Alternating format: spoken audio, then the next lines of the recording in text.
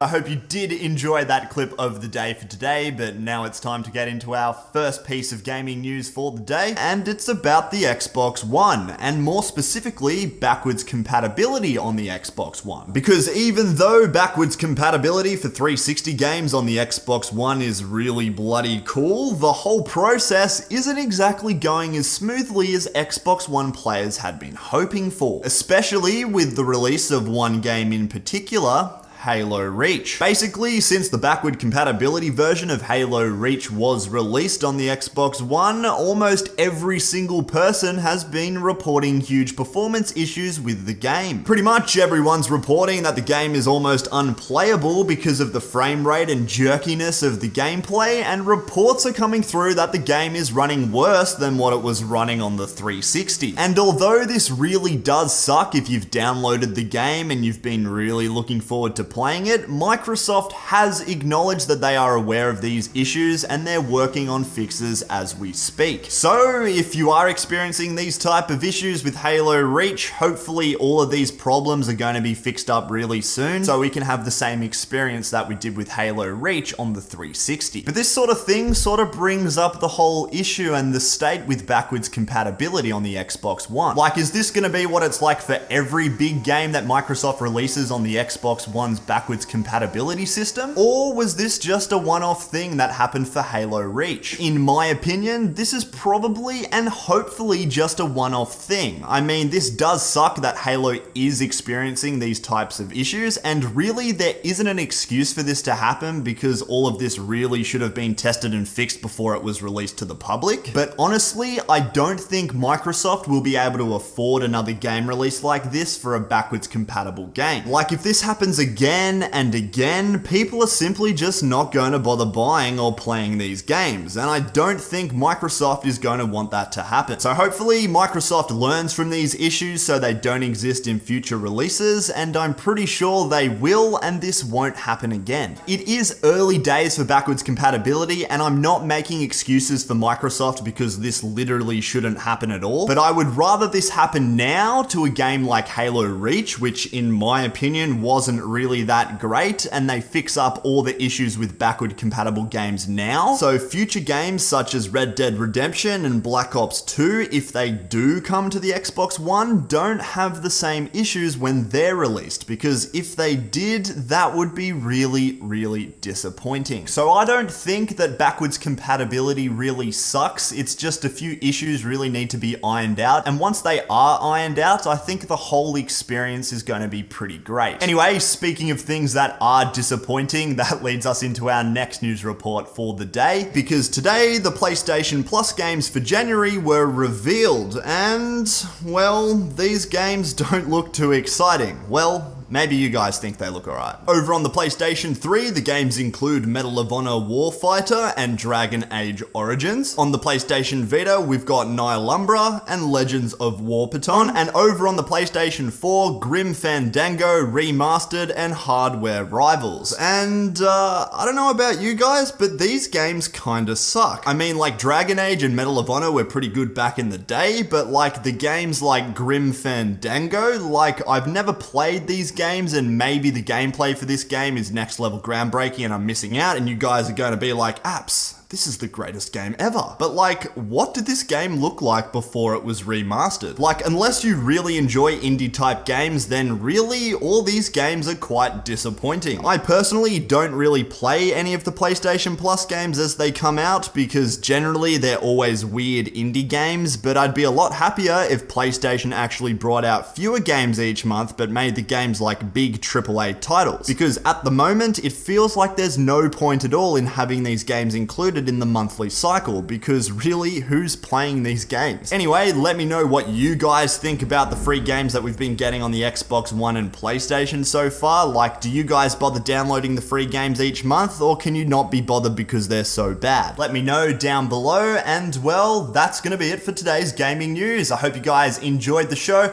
I hope you guys have a really good New Year's, and I'll see you guys on Monday's video.